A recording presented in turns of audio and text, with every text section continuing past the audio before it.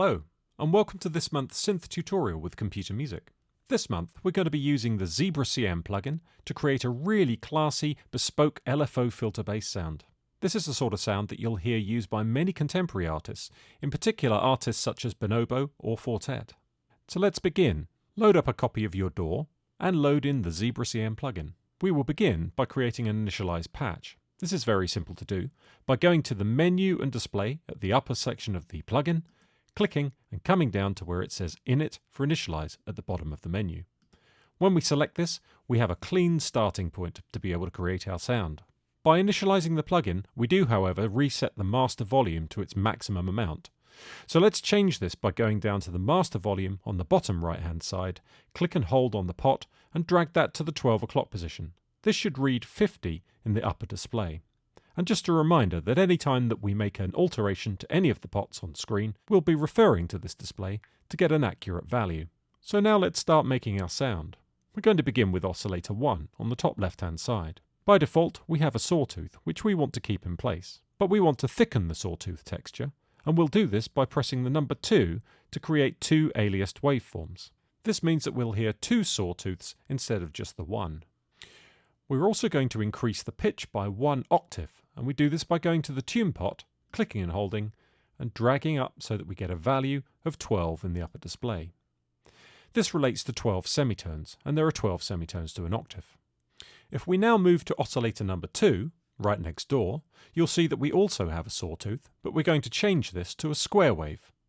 Click and hold in the center of the waveform icon, drag the mouse upwards until you see a square wave on screen and a value of 2 in the upper display.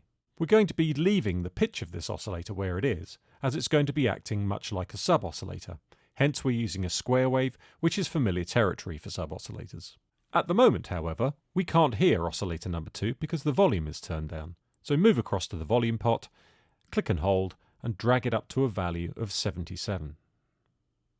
You'll now hear the two oscillators like this. So now we're going to tame those frequencies a little bit, and we do that using our filter section, which is on the right-hand side.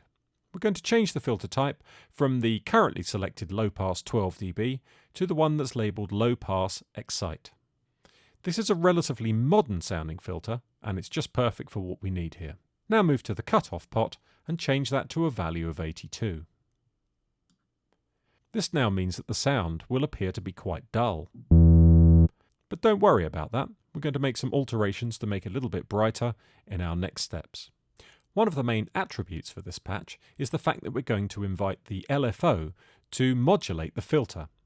So we need to make sure that the LFO is heading in the direction of the filter, and we do this by assigning one of the user-definable pots, such as this one here, which is currently assigned to envelope 2.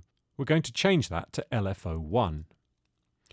We also need to dictate an amount that's going to be coming from the LFO to the filter, and we do that by adjusting the same pot to a value of 18. Now we can move down to the LFO section itself. Make sure you have LFO1 selected, which you'll see by the highlighting in turquoise. Right next door, we have the LFO waveform, and we're going to set this to user. By using user instead of one of the predefined waveforms, it means that we can create our own waveform. Before we start making our own LFO waveform shapes, there are a few settings that we need to just tweak. First of all, go to the Sync menu and select 16th note. Then go to the Mode selector and change that to lines. And finally, go to the number of points and change that to 4. You will immediately see that when you select 4, we have 4 points or nodes on screen. The first point or node is set to a value of 0, but we're going to change the second one to a value of 30. So click and hold on that node and drag it until the upper display reads 30. By a similar process with node number 3, change that to a value of 45. And then finally, node number 4, we're going to change all the way up to 100. You can now see the shape that we've created, and it means that when you play a note, we should get a pulsing effect which will follow the outline of the wave shape that we've created. Now obviously, this is our setting here, but you can alter that to any shape you want that suits your track.